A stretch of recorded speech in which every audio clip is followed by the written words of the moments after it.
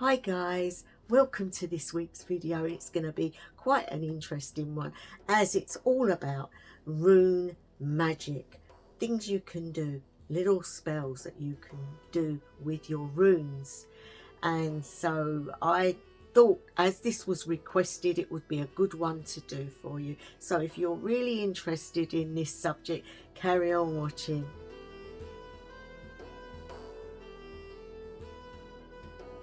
First and foremost, when you first get your runes, guys, you need to put them into a bag or a box or something where it will stop any energies reaching them and getting to them, because we want to keep them in the right state. And it doesn't matter what they look like, you can make your own. Mine are very basic, as you can see here. And they're just easy for me to read, and I do like stone anyway, so yeah, the energy's good. There are many things you can do with runes, guys, but the thing is, if you really want to make them bond with you, you can do a thing called blooding. Now, blooding is using your own blood and smearing the blood on each rune, and it's not done all in one go. No, you would take your rune and you will take the one that you feel drawn to, and you will blood it, and you will sleep with it, and you will put it within your clothes when you're doing your everyday things. You will give thought to that particular rune, you will do meditation on that rune, and you will bond with it.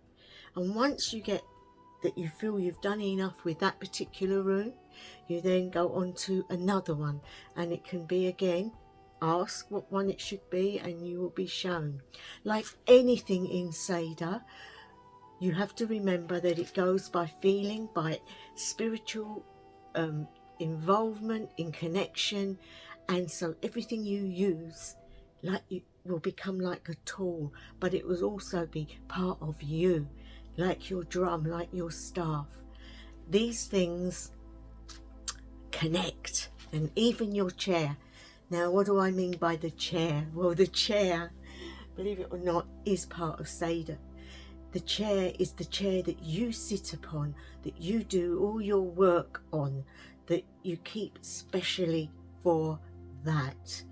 Now, of course, if you haven't got room for one, you can put a cushion on it when you're going to use it for that specific thing, so that it is still like your seat, if that makes any sense. Now, what I'm going to do in this video, we're not going to go into all the different tools, but I will go through them in other videos, so keep watching, guys. In this one, I want to talk about some spells that you can do with your runes. So we need to talk about the runes in general, how they make you feel, what do they do for you, do you get any feeling from them? So we'll start with that. Now, when you get your runes for the very first time, as I said to you, you need to bond with them. And if you don't want to blood them, guys, it's fine. You can still sleep with them in the bag or take them about with you and just have that connection. You know, in Seiðr we do use blood. Blood is part of the way I work, and so to me there's nothing more bonding than your own blood or other bodily fluids, if you wish that to be. And at the end of the day, it's you that's going to be playing with these runes, it's you that's going to be touching them, nobody else hopefully will. So it doesn't matter that you've put your substance on them. In the craft in general, bodily fluids are used in incenses that are made up, you know, the life force from a male or the egg from a female, the blood of the monthly cycle. All sorts of things are put into big pots of incense in covens, and so it's a done deal, really. But for those of you who are a bit squeamish or don't really want to go down that avenue, you don't have to. So once you've got that you feel you've got bonded with these runes, it is then time to think about how you can use them. Now, they're not just to do readings with. Readings are great, but there are other things that you can do with runes. You can use the skull. I've got the skull on here. If I light the candle, you'll be able to see it a bit more. Hang on. Let's light the candle. Right.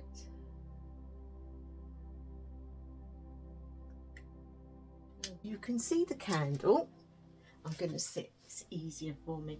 And you can see the skull. Now the skull, we're going to invoke a spirit into the skull.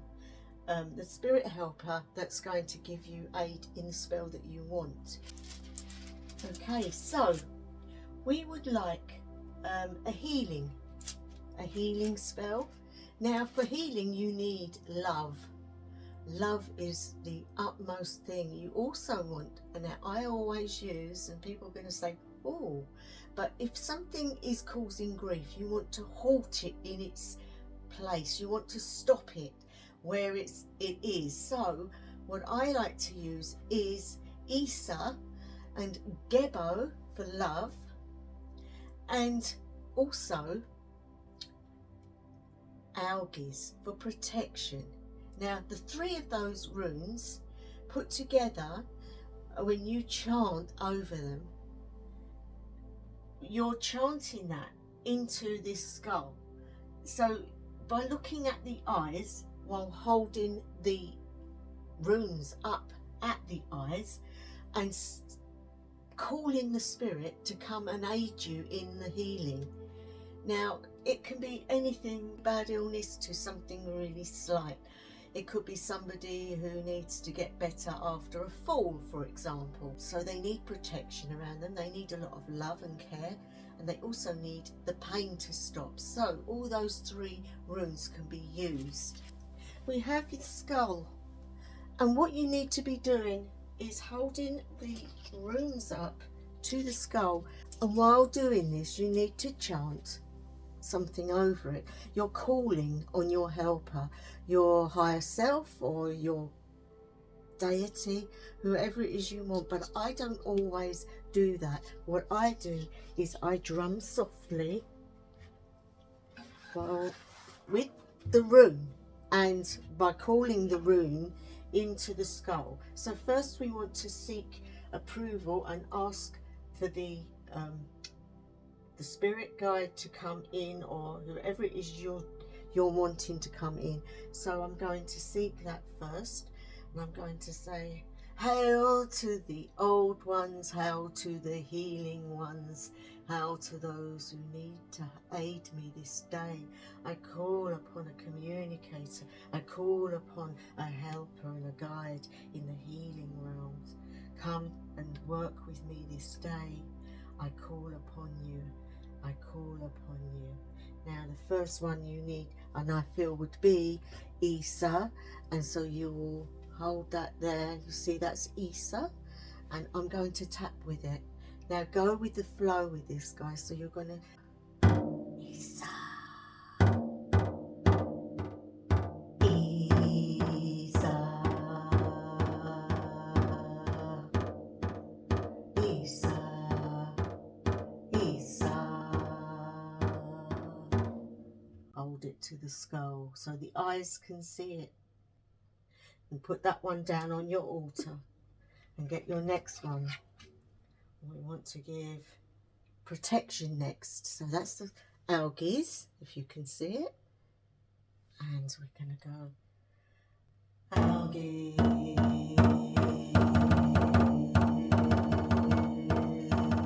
algaes, algaes, algaes. Hold it up to the skull and feel that energy. Let it see what it is you're asking, and then we put that one down. And then you get the last one, which is Gebo, which is love. And also Gebo is about giving and receiving, so it's a really good one for that. Show the skull and then go Gebo.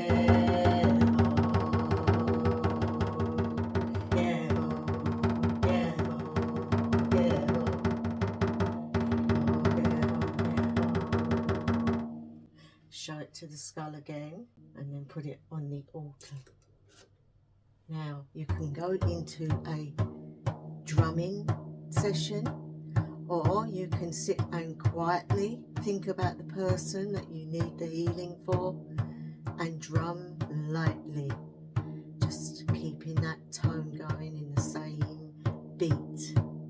And when you feel it's time to stop, you stop. Now that is one good way of using your skull for healing, and the drum and the runes. Now the runes can stay on the altar for up to 7 days, and you want to see a difference, it normally takes a week for everything to come through that you're wanting. But the main thing is intent, the main thing is connection to the spirit and the working thing that you've got going with that spirit, plus the connection to your runes. So it's very important that you know, have that bodily contact with the runes.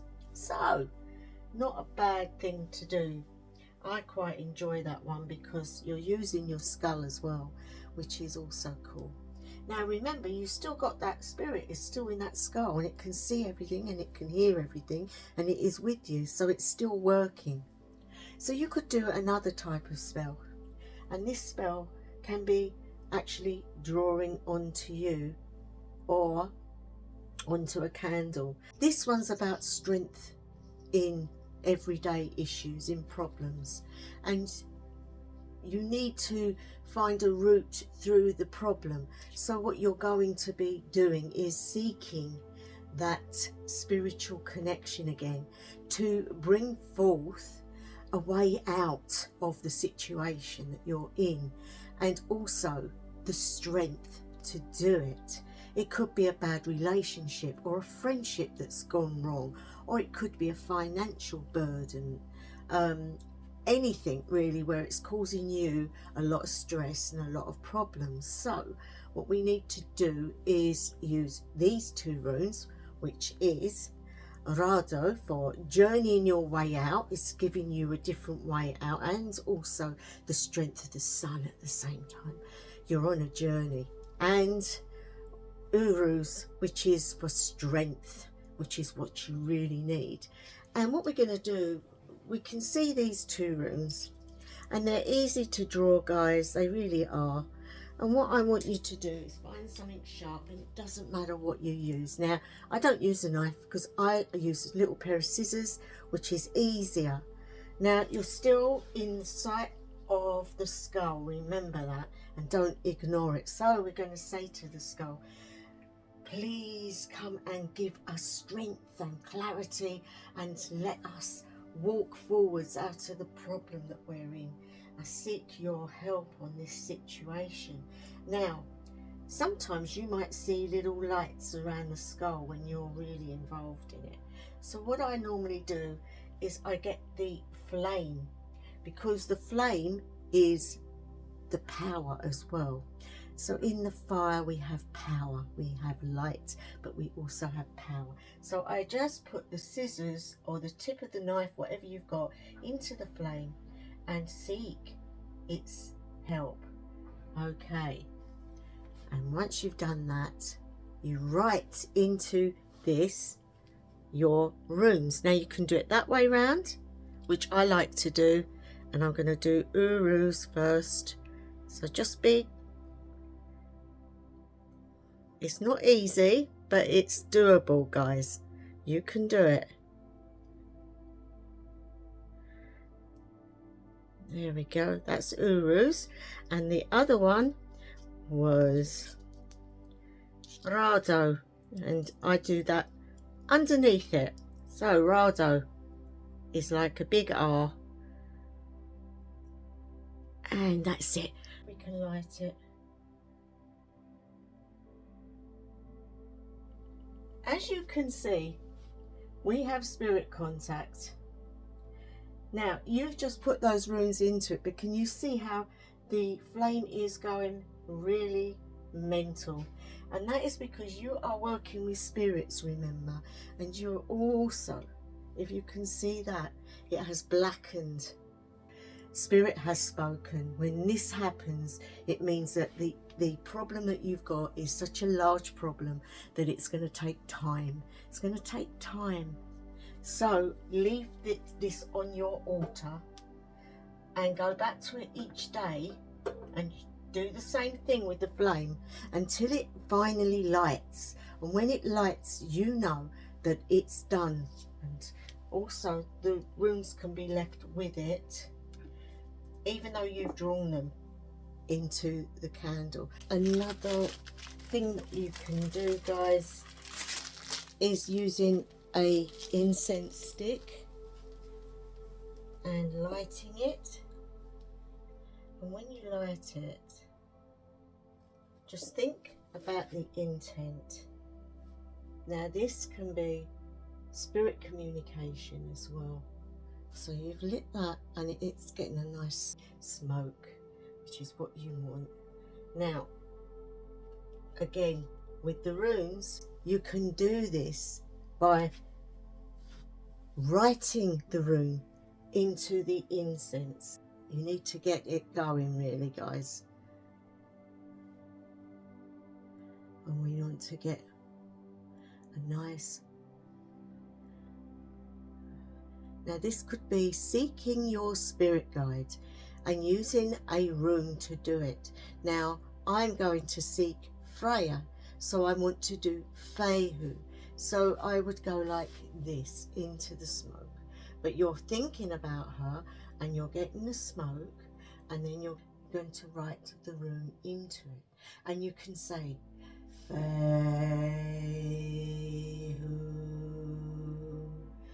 Fehu, Fehu. Now you can go into a sort of trance doing that, guys. You can go and meet Freya, and you know, any situation you've got, you can go through it with her. But this is beautiful for getting that message up there. So you could even chant over it, or using that rune, Fehu, Fehu, always bring it into the chant. So, Fehu, Fehu, Freya my goddess, Fehu, I come before you carrying the statue of Fehu, the doorway of Fehu to you. Bring through your energy that we may combine together our energies with Fehu as the door that I must walk upon, that I must come through, that I must seek with you. And as you do that, you'll find it will just come from you and it will be all natural. But this is just another way you can use different tools with your runes. If you feel the need for an extra bit of oomph when you're going for, say, an interview, for a job, or something that's really important that you're really nervous about, there is a thing you can do, and that would be to draw the rune onto you, onto your skin. And you can do that with makeup pencil or a pen, whatever you want to use. I mean, I've done it in unseen stuff as well. So you can use, again, you can use your own blood in a place that can't be seen, obviously, so people don't think you're a bit weird. This guy has been working with me today, and I'm now going to release him because we don't really need him at the moment. So I'm going to say thank you so much for your aid this day, Spirit of Love, Health and Decay. I asked of you and you came and provided. For that I seek your guidance no more, but to let you go back to the realms before. Thank you again. I bid this today. I now say hail and farewell to you this day. And that's all you need to do, guys. A few words over the skull and you can feel it go. You can feel the release. Spirits are very happy to come and join you in the skull, but there are, you know, can be forgotten. It has been done, and that's not good because that can upset them. But as I said to you, getting back to the other thing, if you draw a rune on you, that is very powerful and it will help you. Or you can draw it on a piece of paper and put it underneath your shoe, so like inside the shoe but under your foot, and you can wear it. And that's for people that don't want to put it on their bodies, that's fair dues. But I mean, all in all, you could put it under your foot drawing it. That's not going to get in the way, then you're not going to feel uncomfortable in any way. But it's just another way you can use runes. Now the big way you can use runes, guys, now I didn't give you what rune because I want you to do a reading and get the rune that you need for the situation, and that is something you would need to do. And the gods will be ecstatically obvious. I know that some people use an app on their phone. There is an app where they will give you the runes and their meanings, and you can, you know, find out via that which one you can use if you're just learning. So it's easy to do. You just have to be, you know, really sure of what you feel, because it's got to tally with how you're feeling. Yeah, so we can have Wunyo and we can have Kenaz, because Kenaz shines a torch on the situation, shows you where you need to, what you need to do to get what it is you're after, what the issue is to be dealt with. And so you're going on an interview, this will be ideal because it will shine a torch on yourself before you go, and you will know what you should do to get what you're after. And you know, Wunyo is the joy that when it's done, when you get the result you're after. So these two runes could be drawn on your feet. You could have one on the right and one on the left, you know, the before and the after. But again, what I'm saying to you is a lot of people do a reading and get told what rune. But if you want to do it without the reading, you can also do it that way, by using your own instinct and your own knowledge of what you need for the situation. So I hope some of that made sense, guys. You know, there are lots of things you can do with runes. You can put them in a bowl of cold water and put your feet in them, and you can say each rune out loud in a Galdr, just to get that energy from each one. And the ones that you need will stand out more. You will feel drawn more to them.